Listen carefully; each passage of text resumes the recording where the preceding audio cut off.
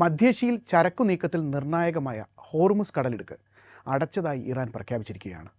കടലിടുക്ക് അടച്ചു കഴിഞ്ഞു, ഇനി ആരെങ്കിലും ഇതുവഴി കടക്കാൻ ശ്രമിച്ചാൽ അവരെ ചുട്ടു ചാമ്പലാക്കുമെന്നാണ് ഇറാൻ്റെ റവല്യൂഷണറി ഗാർഡ്സ് നൽകിയിരിക്കുന്ന അന്ത്യശാസനം. ഇറാന് നേരെ അമേരിക്കയും ഇസ്രായേലും സംയുക്ത ആക്രമണം തുടരുന്ന പശ്ചാത്തലത്തിലാണ് നടപടി. ഇറാൻ്റെ പരമോന്നത നേതാവ് അയത്തുള്ള അലി ഖമേനിയുടെ വധത്തിന് പിന്നാലെയാണ് രാജ്യം നിലപാട് കടുപ്പിക്കുന്നത്.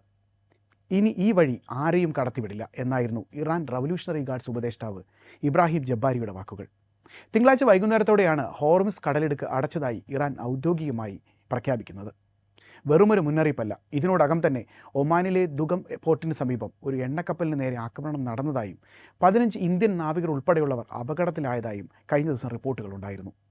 എന്തുകൊണ്ടാണ് ഹോർമുസ് കടലിടുക്ക് ഇത്രയധികം പ്രധാനമാകുന്നത്? ലോകത്ത് പ്രതിദിനം ഉപയോഗിക്കുന്ന ക്രൂഡ് ഓയിലിൻ്റെ 20%, അതായത് 1/5 ഭാഗവും കടന്നു പോകുന്നത് കേവലം 33 കിലോമീറ്റർ മാത്രം വീതിയുള്ള ഈ ഇടുങ്ങിയ പാതയിലൂടെയാണ്.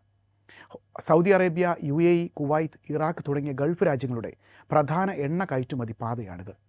ഈ പാത അടച്ചാൽ ലോക വിപണിയിൽ എണ്ണ വില കുതിച്ചുയരും.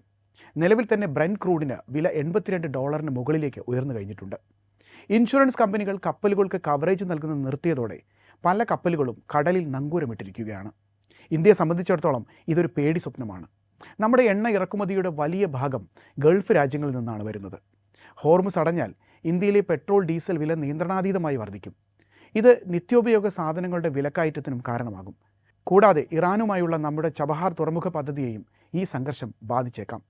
നിലവിൽ ഗൾഫ് രാജ്യങ്ങളിലെ നേതാക്കളുമായി പ്രധാനമന്ത്രി നരേന്ദ്രമോദി ഫോണിൽ സംസാരിച്ച് സ്ഥിതിഗതികൾ വിലയിരുത്തിയിട്ടുണ്ട്. ഇന്ത്യൻ നാവികരുടെ സുരക്ഷയാണ് ഇപ്പോൾ രാജ്യം ഉറ്റുനോക്കുന്നത്. ഒരു വശത്ത് ഇസ്രായേലും അമേരിക്കയും, മറുവശത്ത് ഇറാനും ഹിസ്ബുള്ളയും. പശ്ചിമേഷ്യ ഒരു മഹായുദ്ധത്തിലേക്ക് നീങ്ങുകയാണോ എന്ന ഭീതിയിലാണ് ലോകം. ഹോർമുസ് കടലിടുക്ക് തുറക്കുന്നതിനായി അമേരിക്കൻ നാവികസേന നേരിട്ട് ഇടപെടാനുള്ള സാധ്യതയുമുണ്ട്. അങ്ങനെ സംഭവിച്ചാൽ അത് ആഗോള യുദ്ധത്തിലേക്ക് തന്നെ വഴിവെക്കുന്ന ഒരു സാഹചര്യമായി മാറും. സമാധാനപരമായ ചർച്ചകളിലൂടെ ഈ പ്രതിസന്ധി പരിഹരിക്കപ്പെടുമോ അതോ ലോകം ഇരുട്ടിലാകുമോ? വരും ദിവസങ്ങൾ ഏറെ നിർണായകമാണ്.